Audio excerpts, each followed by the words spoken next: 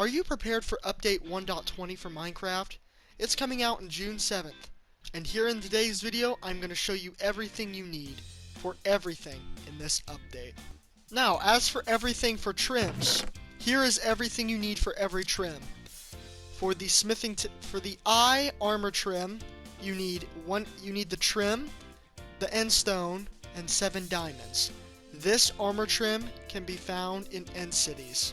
All 4 of these templates can be found in the trail ruins in the new 1.20 update, the new structure they added.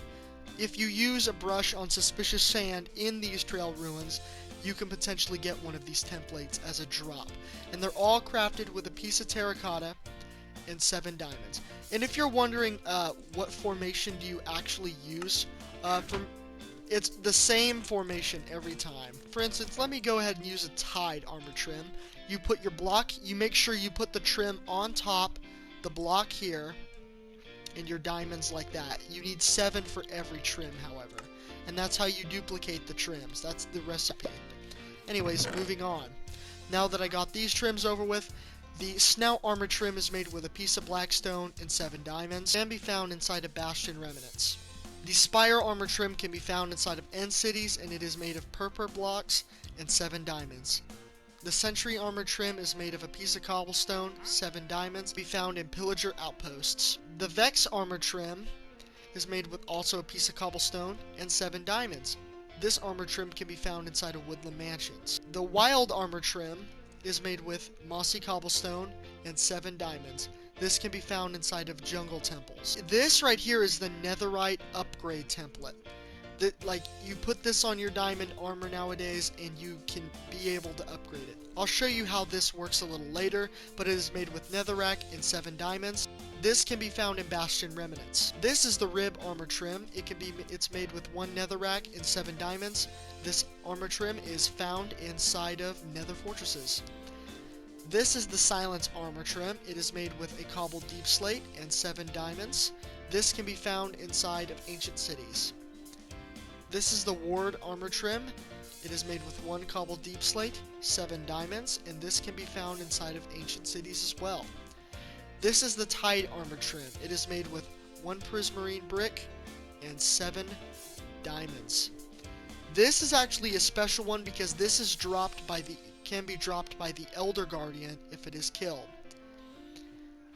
This is the dune armor trim. It is made with 1 sandstone, 7 diamonds, and this can be found inside of desert temples. This is the coast armor trim. It is made with 1 cobblestone and 7 diamonds. This can be found inside of shipwrecks. These are all the items you can use to decorate your armor. However, the netherite ingot is also used to upgrade your armor.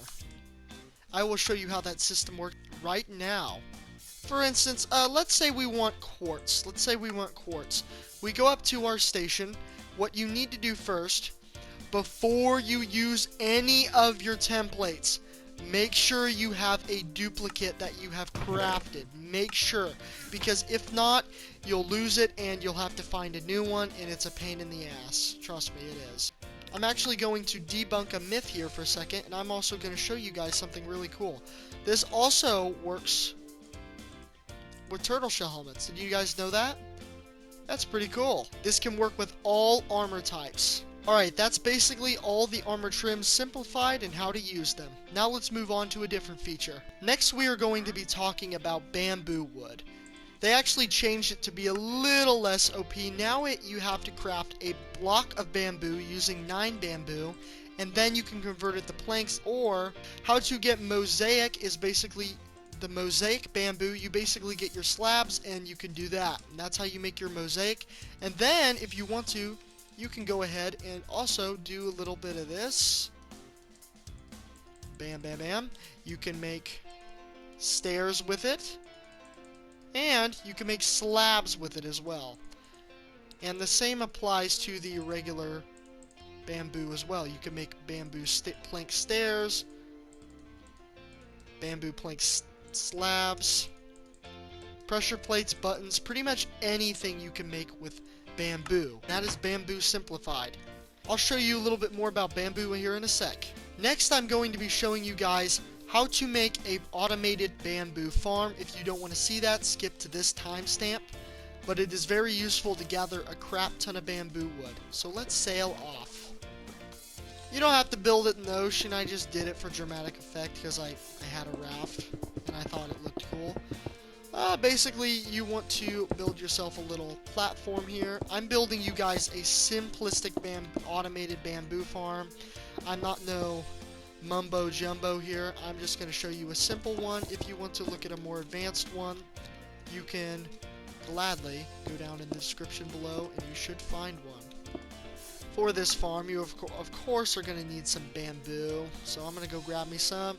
You're going to need some dirt. And you're going to need some redstone. Uh-oh. You're going to need redstone dust, observers, and pistons. You're going to need powered rails, some rails, a block of redstone, and finally, a hopper minecart. First, we're going to start off by building the track. There we go. Then we're going to build ourselves a wall. Then you want to go ahead and place yourself some dirt. Put a wall back here. Put your pistons right down there. Put some more pistons right here.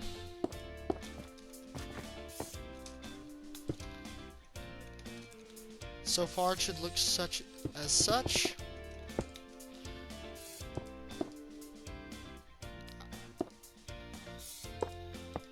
Go ahead and get your minecart set up. There we go. And now here comes the redstone part of the build. Part where the face is at detects the block updates.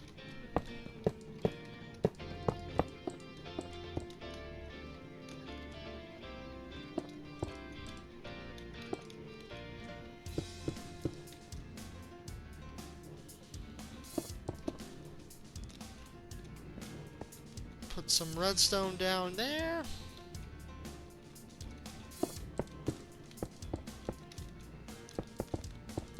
Put some redstone down there. And it automatically gets harvested. You might want to build a little wall right here though. And finally, if you want to make it look super nice, you can go ahead and get yourself some glass.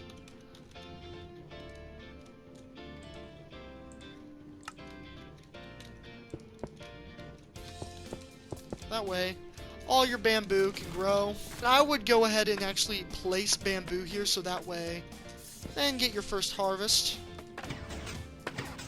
It automatically deletes it on the side, which is always nice. Some bamboo lands on top of other bamboo, but overall, you're going to get most of your harvests. That is a very simple and small. I made it super small. You can make it much bigger. If you want to, you can make this as long as you like, but however, like with a longer track due to a longer system, you're going to have to probably make a compact storage system because your minecart is going to go way down there or way down there, and you won't be able to take your loot in time. It'll go away. So you're going to have to make a compact storage system underneath of it. But there you go. There's a simple little bamboo farm for all your bamboo needs in 1.20. Another efficient way to make a bamboo farm is to overall make a plot farm instead of making an automatic farm, but this requires manual growth.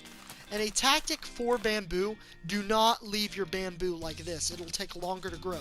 What I like to do is place a bit of bamboo on top of the bamboo, and then I break it so that way the first stage of its growth is already done. That's a way you can speed run the bamboo. And also it'll actually be a block, meaning that mobs can't spawn on this, which is really nice. As you can see, I have a netherite axe and I have a stone sword. Here is a netherite axe. Here is a stone sword. Insta-break. Every time. A stone sword is quicker than a netherite axe. Boom. Insta-break. Just to let you guys know. However, you could have efficiency 5 on your netherite axe, and you would essentially mine this instantly, but it is overall, the bamboo is meant for the sword, as you can tell. Look at this, it's all harvesting way faster. Look at that, so cool. And now you pretty much are an expert at bamboo now. Let's move on to something else. And now we will move on to what the sniffer can do. Eventually, every 10 minutes, the sniffer will actually sniff dirt on the ground. Doesn't matter where the dirt is, it could be in the sky or regular dirt on the ground. They will eventually sniff the ground, meaning if you have more sniffers, you'll get more. And you can get torch flower seeds, and you can get... There's one other plant, I forgot the name of it. It is a pod sort of plant, but as of right now in Bedrock Edition, it is not accessible for some reason. I've tried, and it won't give it to me for some reason. Anyways, once you get the other flower, it can be crafted into cyan dye, and it is a nice little flower. And overall, how you do it is that we have torch flower seeds, which is accessible. Overall, you just plant it on farmland like you would do any other crop, and if you want to, you can bone meal it as such. It only requires 1 bone meal to fully grow, which is really nice. And once you harvest it, it will give you the flower. Both flowers can be used for decorative purposes or dyeing purposes. Specifically, the torch flower will gladly give you some orange dye. If you would like to breed the sniffer, you can use torch flower seeds, as I will demonstrate here, and I will give them both seeds. But however, I would not suggest this because these are valuable, so unless you have a really good sniffer farm, please do not do this at the moment. The flowers can also be put inside of pots if you so wish to, and also, however, you cannot put these inside of decorative pots, but the other plant that the sniffers will drop can be put inside of this pot. And now we're going to move on to overall the way pots work in this. The recipe for decorated pots is simply for an extra brick. This is how you make a regular pot. Here's how you make the decorated pot. The way you can make your designed pottery, your designed pots with your shards, is simply take the 4 shards you'd want. Let's say we want explorer, archery, burn, and arms up, and we go ahead and make this pot. Now here's a side-by-side comparison between a regular decorated pot and an actually full decorated pot. As you can see, there is a whole story that it has to tell. Meanwhile, this one is just bland and boring. So if you want a clean look with no like weird symbols on it, this is the way to go. Also, if you're broke and you can't afford pottery shards, rip, then this is the way to go. Combination works with any pottery shard. You can craft any story you might want. And we also have a sniffer pottery shard as well, and boom, we made ourselves another story. We seem to have like some house looking thing. We have a sword, we have the sniffer, and we have a creeper that has a leg dysfunction. Alright, and that's how you make it. Now we got pots all wrapped up, let's move on. Now we are going to be talking about the cherry blossom trees and the biome it resides in. As you may know, a lot of the worlds out there, if you're moving on to 1.20, most likely you already have a survival world and you are just trying to get the new cherry stuff and you are just furious. You can't find the biome, you have to go out like 1,000,000 blocks just to find it. Your world is getting like 2 gigabytes big. I know what you're talking about, and trust me, with every single update, they made the Wandering Trader absolutely clutch for older playthroughs. Basically, in the last update of 1.19, they have a trade where they can have propagoules. I didn't get lucky here, but I will show you in a minute. Yes, propagoules are right there. Well, guys, as of right now in this beta, after spawning so many Wandering Traders to the point where my game is lagging, I did not get a single cherry blossom sapling. Meaning that you'll probably most likely have to traverse to a biome yourself as of at the moment. But by June 7th, maybe, and I'm saying maybe, they might fix this.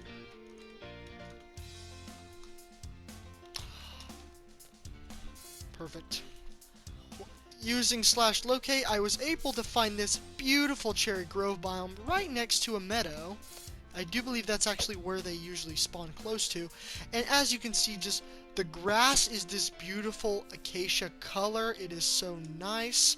Maybe they might even change this color to its, like, kind of like the original grass texture was, you know what I mean?